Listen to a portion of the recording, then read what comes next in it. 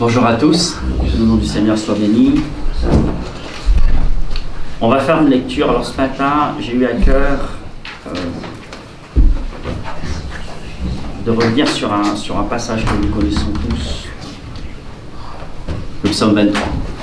L'Éternel est mon berger, et je ne manquerai de rien.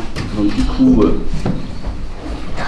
je vous laisse donc psaume 23 s'il vous plaît. Merci.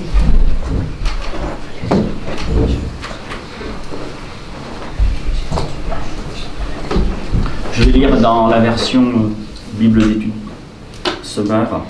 Psaume de David. L'Éternel est mon berger, je ne manquerai de rien. Grâce à lui, je me repose dans les prairies verdoyantes. Et c'est lui qui me conduit au bord des eaux calmes. Il me revigore. Et, pour l'honneur de son nom, il me conduit sur le droit chemin. Si je devais traverser la vallée où règnent d'épaisses ténèbres, je ne craindrais aucun mal, car tu es auprès de moi. Ta houlette me conduit et ton bâton me protège. Pour moi, tu dresses une table aux yeux de mes ennemis. Tu oins d'huile parfumer ma tête, tu fais déborder ma coupe. Oui, toute ma vie, ta bonté et ton amour me poursuivront. Et je pourrai retourner au sanctuaire de l'Éternel tant que je vivrai. Amen. Seigneur, bénis ta parole. Et je crois que David proclame une vérité fondamentale. L'Éternel. Parce que l'Éternel est mon berger, je ne manquerai de rien. C'est facile de le dire. C'est facile peut-être de le proclamer. Mais est-ce que nous le vivons pour de vrai? Alors merci pour ta parole. Et plus que jamais, Seigneur, c'est vrai que cette parole, nous en avons besoin. Les temps sont mauvais. Et nous avons besoin de ta lumière pour marcher, pour être assurés, pour être fortifiés. Ta parole, Seigneur, est une lumière, une lampe à nos pieds, une lumière sur notre sentier. Alors ce matin encore, nous voulons la laisser renouveler notre intelligence. Seigneur, nous voulons comprendre. Je veux aller plus loin avec toi. Voilà le désir de mon cœur. Et que personne, Seigneur, dans cette salle ne ressorte sans avoir compris la chose fondamentale. Il est important d'être réconcilié avec toi, ô Dieu saint. Et tu es le seul Dieu qui existe, il n'y en a pas d'autre. Alors Seigneur, fais-nous grâce ce matin et touche nos cœurs afin que ton beau nom soit élevé et respecté. Dans le nom de Jésus, je t'ai prié. Amen. Il est beau ce psaume. Ah, nous le connaissons. Et il existe peu de passages dans la Bible aussi connus que le psaume 23. Beaucoup d'entre nous peuvent le réciter par cœur. Ou du moins, la première phrase, le premier verset. L'Éternel est mon berger, je ne manquerai de rien. Les commentateurs évangéliques le décrivent comme un poème intemporel, qui a traversé les siècles en apportant consolation, espérance et assurance au peuple de Dieu. Ce psaume souligne aussi une vérité essentielle. Ces promesses, parce que nous avons lu, et dans ce psaume, il y a beaucoup de promesses, n'est-ce pas? Alors, ces promesses, pour qui elles sont? La question mérite d'être posée. Parce que ce psaume, il est joli, il est beau, il est extraordinaire. Mais en fin de compte, la question fondamentale, oui. Mais quelle est la clé d'entrée? Quelle est la porte d'entrée? Eh bien, frères et sœurs, il faut être lucide. Ces promesses ne peuvent être pleinement miennes, et ne peuvent prendre toute leur valeur que si l'Éternel est mon berger. Si l'Éternel n'est pas mon berger, eh bien, passez. Lisez un autre psaume ou lisez autre chose. Tout repose donc sur cette relation personnelle avec Dieu. Mais alors, je pense que ce matin, il est important de souligner que Dieu existe. Nous croyons, nous, à l'Église Ressources, qu'il y a un Dieu unique qui se révèle en 3 personnes, le Père, le Fils et le Saint-Esprit. On est d'accord. Et nous proclamons aussi, parce que c'est la Bible qui le dit, que Dieu a créé le ciel et la terre, et ce matin, au travers du psaume, nous l'avons lu. Alors, est-ce que ce Dieu, c'est ce petit Jésus, tout gentil, et comme disent certains, tout le monde ira au paradis? Mais ce n'est pas ce que la parole de Dieu enseigne. Et il y en a d'autres qui disent, il y a le sommet de la montagne, on va dire que le sommet de la montagne, un petit peu comme Moïse et Josué, le sommet de la montagne, c'est la présence de Dieu, et que pour accéder au sommet, il y a plusieurs sentiers qui y mènent. Certains prennent cette image pour dire, ah ben, toi, ta religion, moi j'ai la mienne, mais en fin de compte, au bout du bout, nous servons le même Dieu. Je suis désolé, parce que ce matin, et le psaume nous le dit, il y a un seul Dieu, et eux, ils ont des dieux, mais avec un petit dieu, un petit d. Et ce psaume nous dit même que les dieux avec un petit d, ce ne sont pas des dieux. Ce sont des idoles. Donc la question fondamentale, c'est: est-ce que je peux, moi, dans le monde actuel, avec tous mes problèmes, mes soucis, est-ce que j'ai la possibilité de rencontrer ce Dieu? Moi, je me suis posé la question. Et partout où nous passons, avec Isabelle et les enfants aussi, nous témoignons de la grâce de Dieu. Et il y a un jour, une femme nous a dit, mais si vous détenez la vérité, comment ça se fait que vous la proclamez pas plus que ça? Ceci dit, elle, ça ne l'a pas fait changer d'avis. Moi je vous dis en tant que serviteur de Dieu, ce que je suis en train de vous prêcher ce matin, c'est la vérité. Et il n'y en a pas plusieurs, il n'y en a qu'une seule. Qu'une seule. Le seul chemin qui mène à Dieu, c'est Jésus-Christ. Point à la ligne. Le seul médiateur qui existe entre Dieu, le Père, et nous, moi, pauvre pécheur, c'est Christ. Il n'y en a pas d'autre. Il n'y en a pas d'autre. Donc tout repose, toutes ces promesses décrites dans ce passage reposent sur une relation effective, vivante, réelle avec Dieu. Et cette relation, elle s'établit, elle se crée, elle existe que si nous avons donné notre vie à Jésus-Christ. Elle n'existe qu'en Jésus et que par Jésus. Car sans cette relation, comme je vous l'ai dit tout à l'heure, les promesses de provision, ces bénédictions de direction, de protection, de restauration, etc., eh ben, ne sont pas garanties.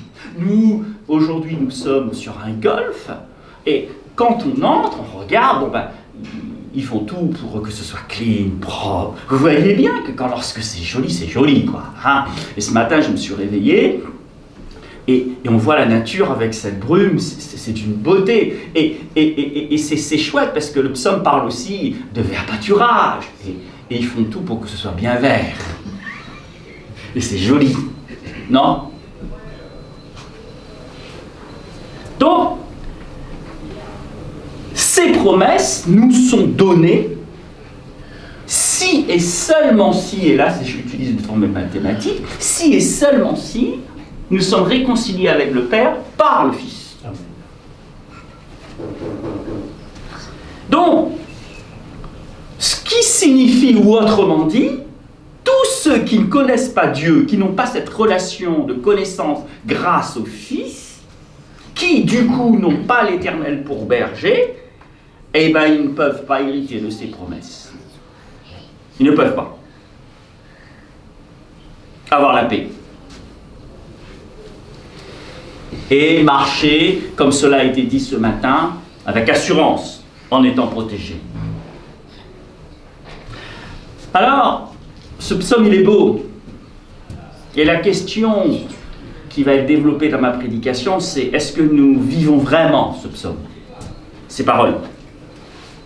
Alors, c'est David qui parle, le grand roi David. Il n'écrit pas ce psaume dans un moment de tranquillité. Et a priori, il est avec un âge avancé. Sa vie est marquée par des combats. Les poursuites, des responsabilités lourdes en tant que roi d'Israël. Ben, il est un homme, il a chuté, ça n'a pas été joli, ça a été même catastrophique ensuite. Il a été sauvé de danger parce que ça, il voulait le tuer. Il a été trahi par ses propres enfants qui voulaient le tuer aussi. Ça, c'était un peu compliqué pour sa vie. Et pourtant, il écrit cela. Donc, c'est pour vous dire ce matin que ce n'est pas le psaume, cet écrit de David n'est pas un écrit naïf d'un homme qui ignore la réalité de la vie. Non, il sait que c'est dur. Il sait que c'est compliqué. Et même, frères et sœurs, j'ai écrit, quand nous lisons Ésaïe 53, il est dit de Jésus, c'est un homme de douleur. Non pas qu'il aime la douleur, non, c'est parce qu'il était fils de Dieu et qu'il a toujours fait du bien partout où il est passé et qu'il a voulu la justice et qu'il a marché devant le Père dans l'intégrité en ne péchant jamais, parce qu'il voulait être tout entier au Père et obéir tout entier au Père, on l'a persécuté. Donc il a eu une vie de douleur. Et ce matin, franchement, vous dire, un chrétien authentique qui veut marcher authentiquement dans ce monde, il va souffrir. Il va souffrir. Pourquoi? Parce que ce monde va à l'encontre des valeurs chrétiennes. Va à l'encontre des valeurs chrétiennes. La vie chrétienne, frères et sœurs, est une vie de combat, de douleur. Mais heureusement que de temps en temps, le Seigneur nous permet d'avoir des moments merveilleux dans sa présence, ne serait-ce que le dimanche matin, lors du culte, ne serait-ce que le jeudi soir, lorsque nous nous retrouvons, le mardi soir, maintenant le samedi soir, nous prions les uns pour les autres, nous faisons du bien. Merci Seigneur pour ces moments-là. Merci Seigneur.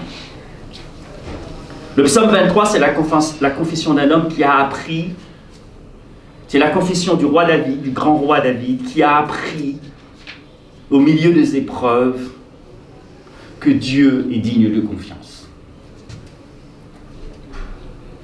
Ce psaume nous enseigne un équilibre dont l'Église a profondément besoin aujourd'hui. Nous en avons besoin. Le croyant doit être vigilant, tout en ne vivant pas dans la crainte. Il doit être équilibré. La Bible ne nie pas l'existence du combat spirituel. Elle parle d'ennemis, de tentations, de dangers. Mais elle affirme aussi que le peuple de Dieu marche sous la conduite d'un berger fidèle. Et derrière ce psaume se cache toute l'histoire d'Israël.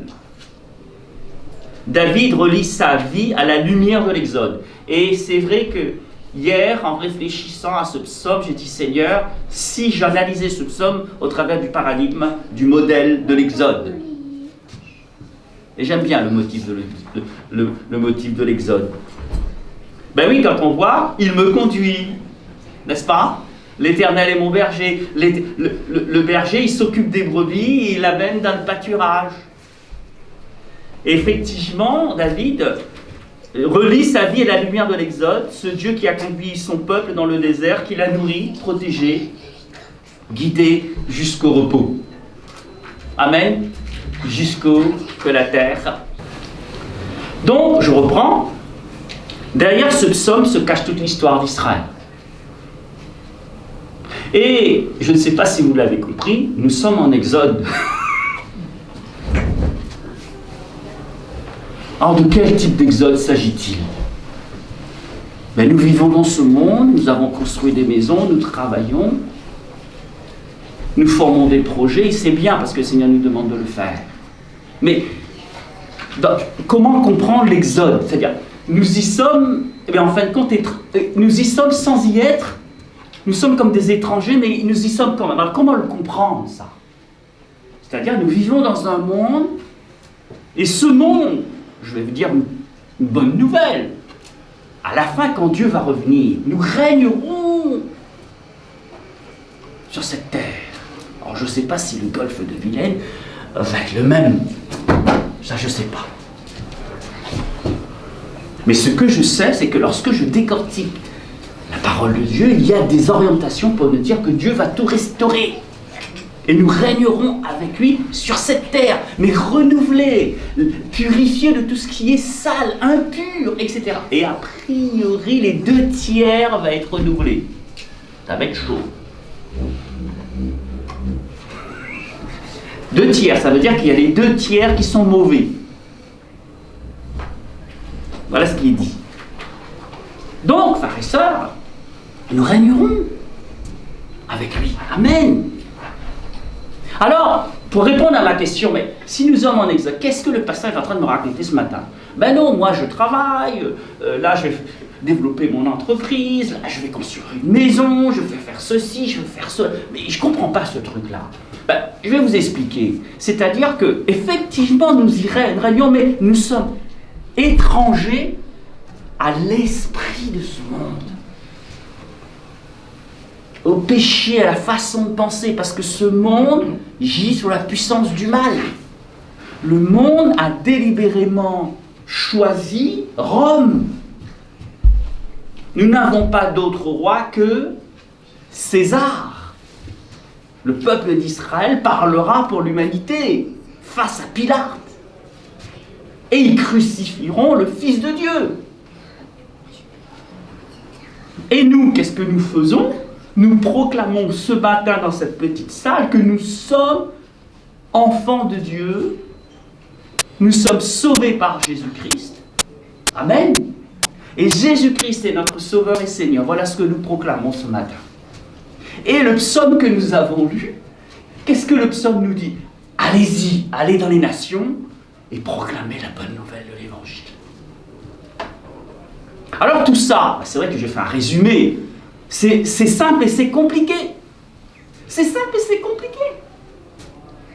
Tout le monde ne le comprend pas. Hier encore, j'ai eu une discussion avec mon père, mais il est à côté de la plaque. Il mélange tout.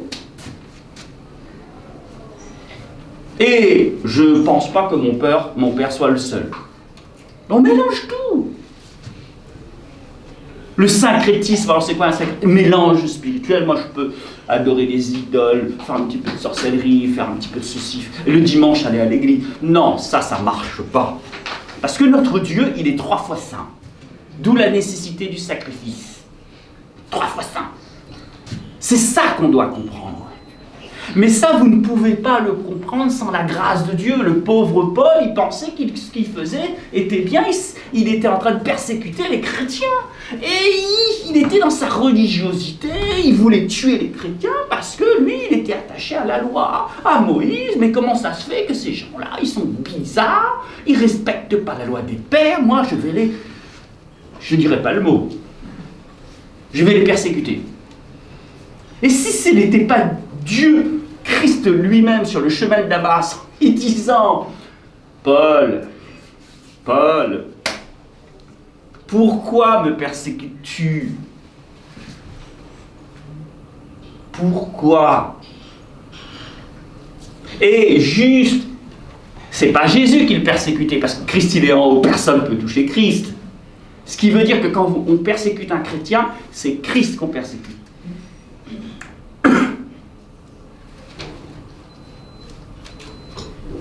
Et là, le pauvre Paul dit, mais attends, t'es qui toi? Mais il dit quand même Seigneur. Il dit je suis Christ, Jésus-Christ que tu persécutes. Et là, le pauvre, merci Seigneur. Il a tout compris. Et je prie pour mes parents, pour vos parents, pour les enfants, pour nos enfants, pour tous ceux et celles qui sont passés par l'église Ressources. Et aujourd'hui, quand on comptabilise, il y a à peu près 150 personnes. Depuis que l'église Ressources existe, depuis septembre 2021, il y a à peu près 150 personnes qui ont entendu l'évangile. Qu'ont-ils fait? Je suis le bon berger, dit l'Éternel. Et je donne ma vie pour mes brebis et pour qu'elles aient la vie en abondance. Donc, ce psaume ce matin, sous le paradigme de l'Exode, sous le prisme de l'Exode, nous allons voir trois pensées. Le berger qui conduit, le berger qui accompagne dans la vallée et le berger qui accueille dans sa maison. Le berger qui conduit et qui pourvoit à tous nos besoins. David commence par une déclaration simple mais radicale. Radicale. L'Éternel est mon berger, je ne manquerai de rien.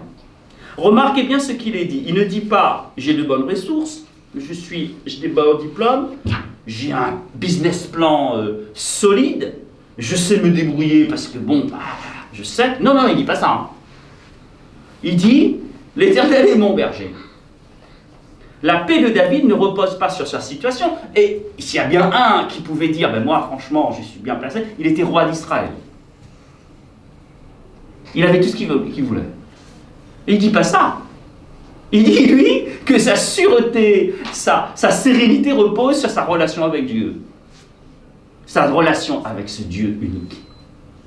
Alors, Charles Spurgeon faisait remarquer quelque chose de très profond.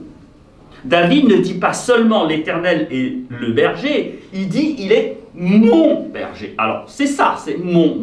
Est-ce que c'est mon berger? Là, on parle de manière individuelle. Et je vais juste faire une petite parenthèse vite fait. C'est que Dieu ne veut pas définitivement de chrétiens isolés, même par écran interposé. Dieu veut l'Église. Dieu sauve un chrétien pour l'intégrer et mon cher Justin va le décortiquer avec mon frère Alanisus. D'ailleurs, c'est ce cours d'Alanisus qui m'a éclairé suite au Covid. Il y a certains qui sont restés derrière les écrans. Moi, je vous dis que Dieu ne veut pas de chrétiens isolés. Il veut un chrétien dans une église, dans une communion fraternelle en présentiel.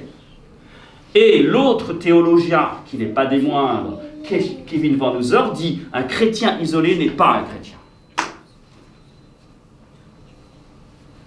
Donc, je vais faire juste la petite parenthèse. Et là, l'Éternel est mon berger. Le berger, il n'a pas qu'une seule brebis. Il en a plusieurs. Donc l'église, la notion d'église est une notion importante au regard. Dieu veut l'église. Point à la ligne. Dieu se veut un peuple.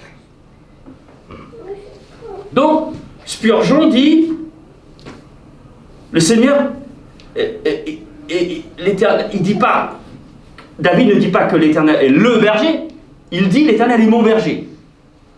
Et Spurgeon raconte qu'une petite fille essayait de réciter ce psaume. Mais elle se trompait et disait simplement « Le Seigneur est à moi ».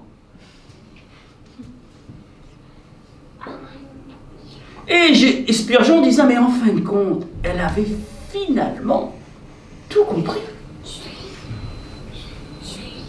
La question n'est pas seulement « Dieu existe-t-il » Oui, il existe. Écoutez, ce matin, que vous le vouliez, que vous le compreniez, que vous ne le compreniez pas, Dieu existe. Point. Amen. Ça, c'est clair. La question est ce matin, est-il votre berger? Est-il votre berger? Parce que la paix du psaume 23 qui nous est donnée ne se trouve pas dans une idée religieuse de qui est Dieu, etc., mais dans une relation personnelle avec Dieu.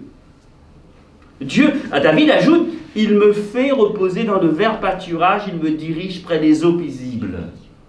Ces images rappellent l'histoire d'Israël dans le désert. Dieu a conduit son peuple, il l'a nourri, il l'a abreuvé, et Moïse dira même, vous n'avez manqué de rien. Et vous-même, vos sandales ne se sont pas usées. Et j'aime bien les cailles, moi. Et ils ont eu de manger de la caille. Les pâturages et les eaux paisibles évoquent le repos que Dieu promet à son peuple. Puis David ajoute, il restaure mon âme. Combien parmi nous savent ce que signifie être fatigué intérieurement? Je pense que chacun d'entre nous. Je suis fatigué. Alors, Isaac dit qu'il est fatigué alors que c'est le plus jeune. Alors, il y en a deux autres là. Alors, si lui, il est fatigué, pour nous, je ne sais pas quel mot, il faut peut-être inventer un autre mot, non? Si Isaac est fatigué, alors qu'il n'est qu'au début, alors, nous avons tous connu un moment compliqué. C'est compliqué. Et on est fatigué moralement, on est fatigué spirituellement, on est fatigué physiquement, on combat je ne sais quelle pathologie, on est fatigué émotionnellement, on est fatigué parce qu'il y a une conversation difficile. Bref, on est fatigué, on est fatigué. Et que dit ce psaume? Il y a une bonne nouvelle, elle est simple. Dieu restaure ceux qui sont brisés. Il relève. Mais remarquez aussi qu'il est dit, il me conduit dans les sentiers de la justice. Le berger ne fait pas seulement du bien, il guide. Il redresse, il corrige et il remet sur le bon chemin. Et David ajoute, à cause de son nom. Dieu agit parce qu'il est fidèle à ce qu'il est. Il est Dieu bon, il est saint, il est juste, il est miséricordieux. Amen. Et il est saint. Amen. Et c'est ici que nous voyons apparaître Christ, frères et sœurs. Dans Jean 10, de l'évangile de Jean, chapitre 10, il est dit que Jésus dit « Je suis le bon berger ». Il est le vrai berger d'Israël. Celui qui cherche les brebis perdues. Celui qui a donné sa vie pour que ses brebis soient sauvées. Et ce matin, dans la Sainte Seine, cela nous a été rappelé. Voici une vérité, frères et sœurs, que nous devons retenir avant de passer à la deuxième partie. Si le Seigneur est mon berger, ce dont j'ai le plus besoin ne dépend plus de ce que je possède, mais de ce que lui me conduit. Amen. J'arrive à la deuxième pensée. Il est parlé aussi de vallée.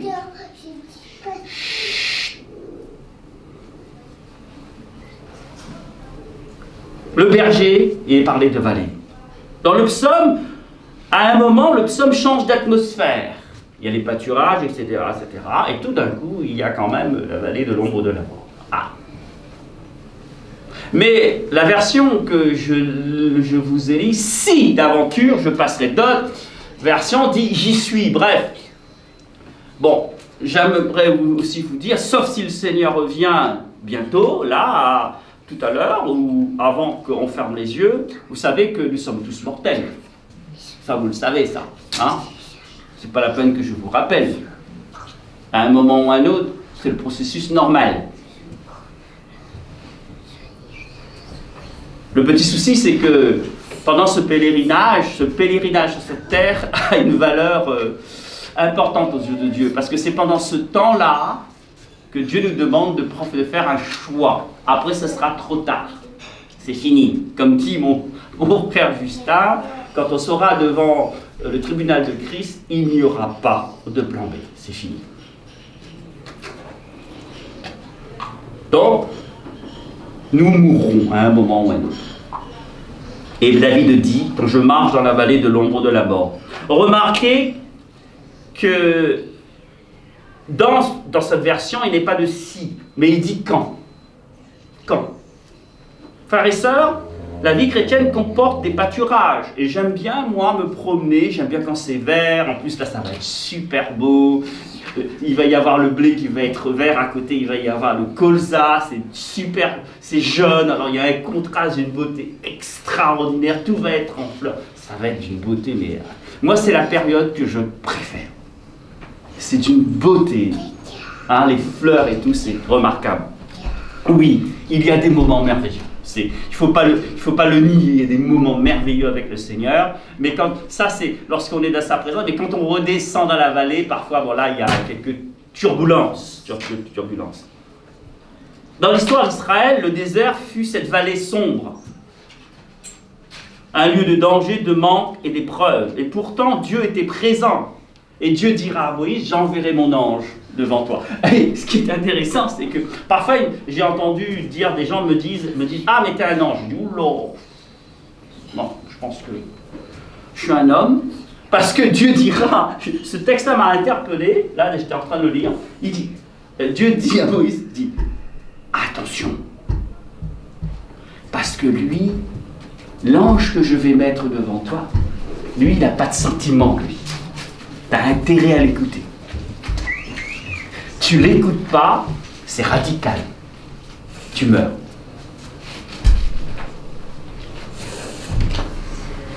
Mais Dieu est avec nous. Et en Jésus-Christ, ce Dieu est bienveillant. Nous ne sommes plus sous l'ancienne alliance. Aujourd'hui, il veut faire grâce. Et nous sommes au temps de la grâce. Une année de grâce et un jour de jugement.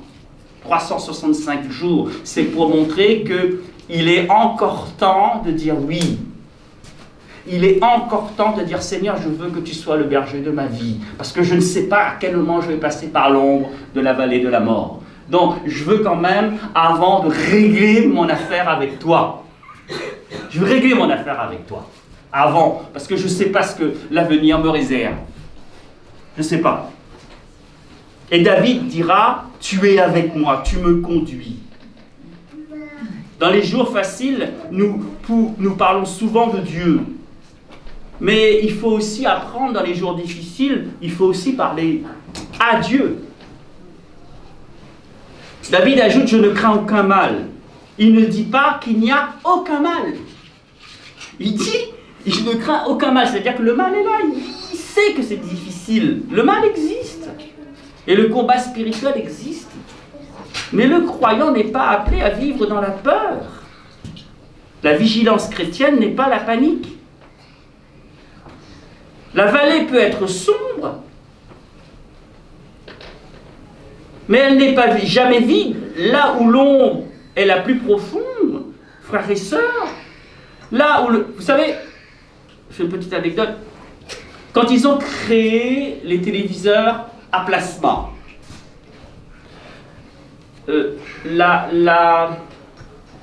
le défi que devaient relever les ingénieurs, c'était d'avoir un noir profond.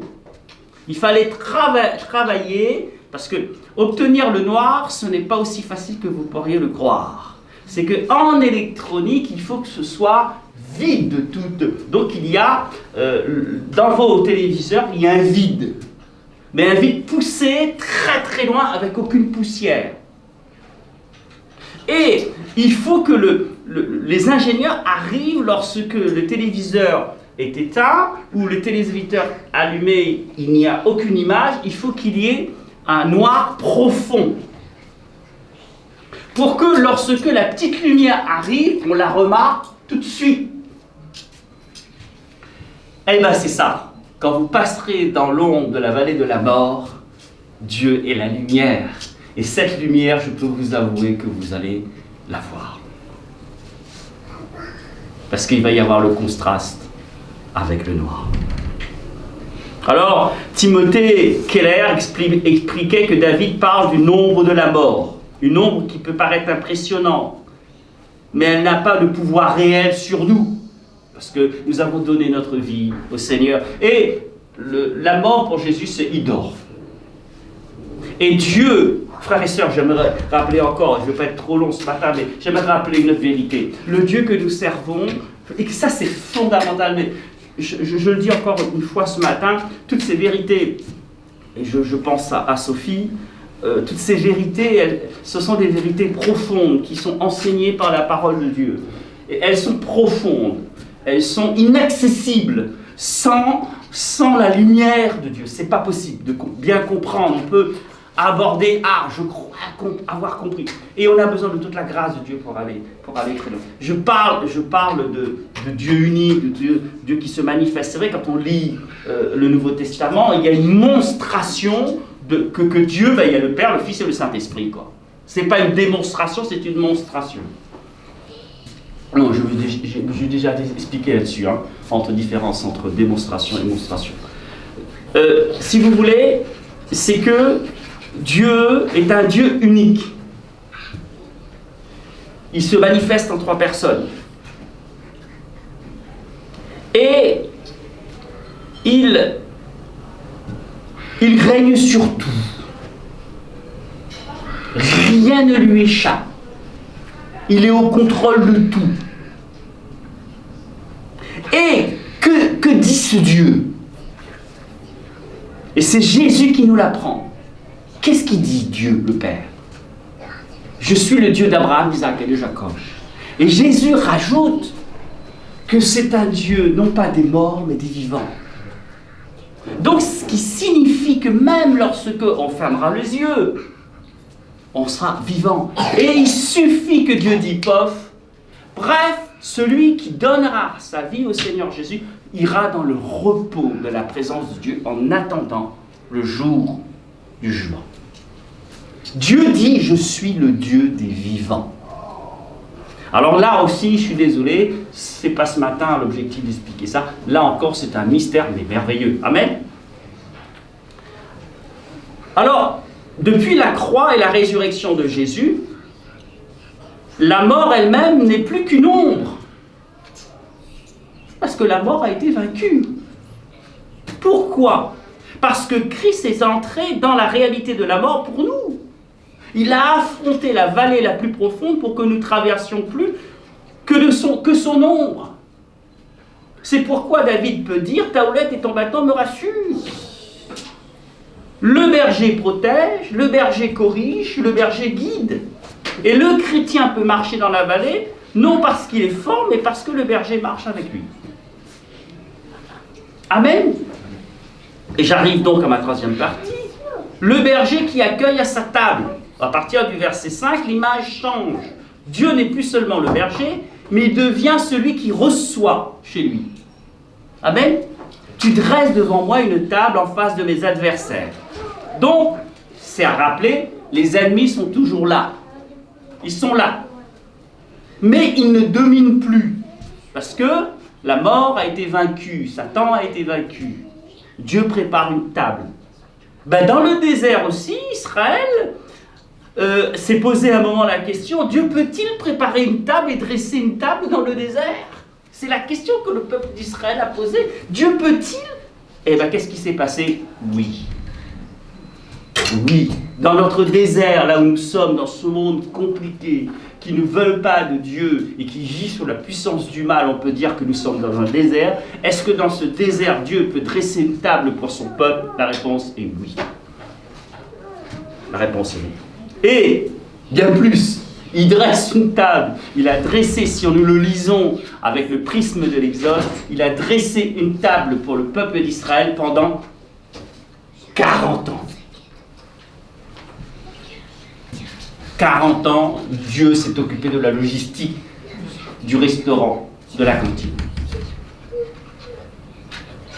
Vous vous rendez compte?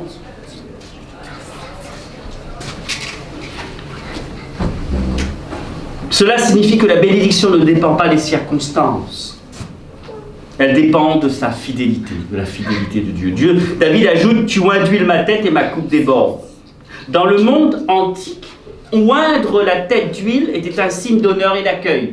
D'ailleurs, Jésus le dira, cette femme a versé, mais toi tu ne m'as même pas accueilli. Quel accueil faisons-nous à Christ? Dieu ne fait pas seulement survivre ses enfants, il les honore. Vous vous rendez compte? Dieu honore ses enfants, c'est ce que ce passage nous dit. Il déverse sur ma tête et ma coupe d'huile et ma tête de l'huile.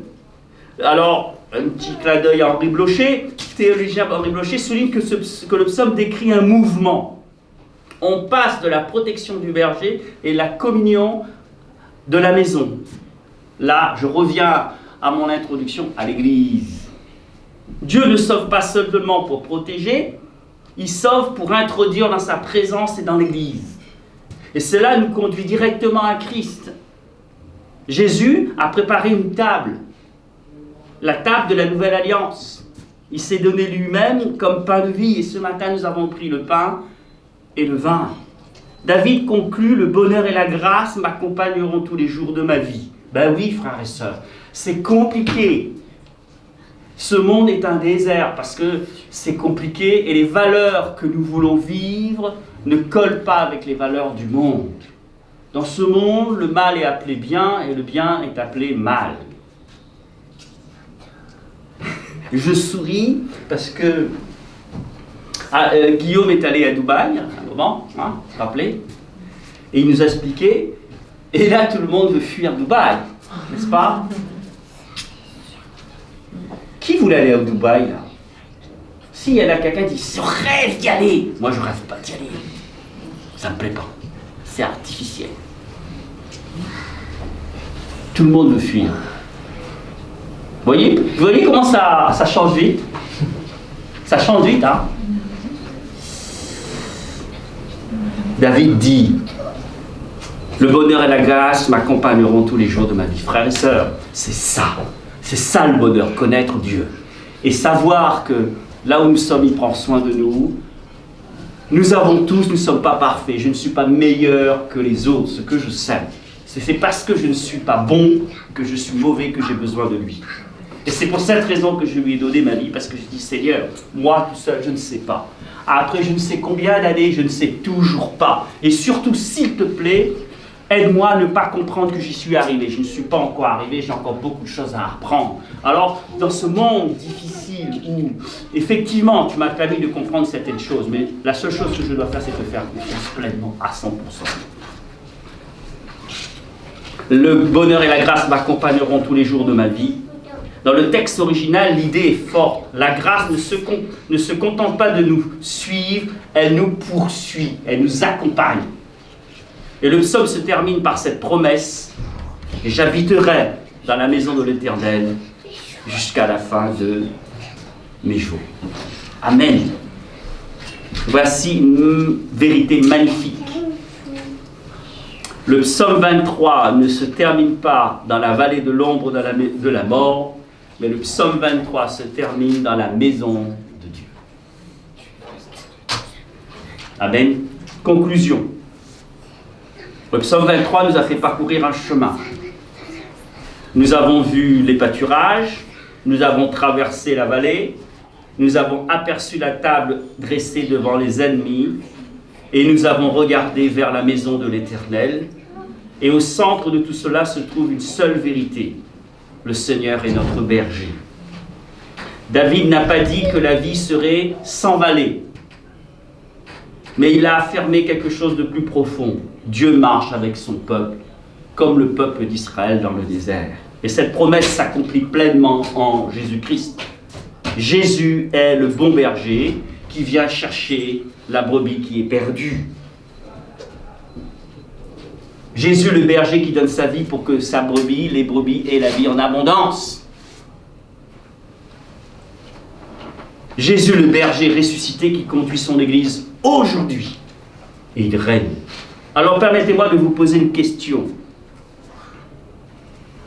Ce berger, qui est le bon berger, que vous le vouliez ou non, est-il votre berger? Est-il ton berger?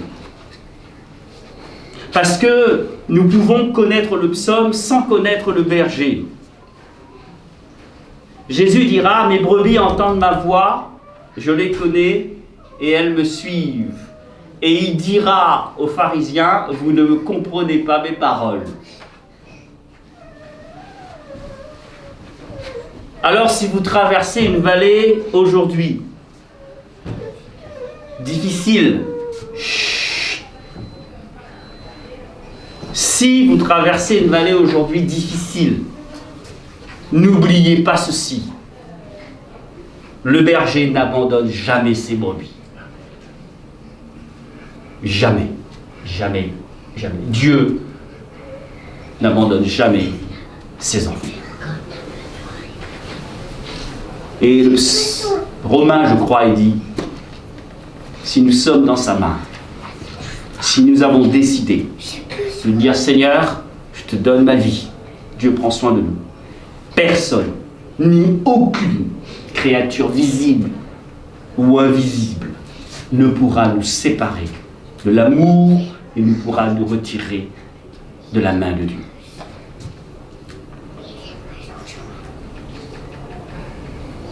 En un jour, tous les brebis de Christ entreront dans la maison du Père. Et ce jour sera le jour du jugement. Jésus marche avec nous. Il l'a promis, je suis avec vous tous les jours, jusqu'à la fin du monde. Et à ce moment-là, il n'y aura plus de vallée, il n'y aura plus d'ennemis, seulement et seulement la présence de Dieu pour toujours, et elle sera suffisante, pleine, extraordinaire.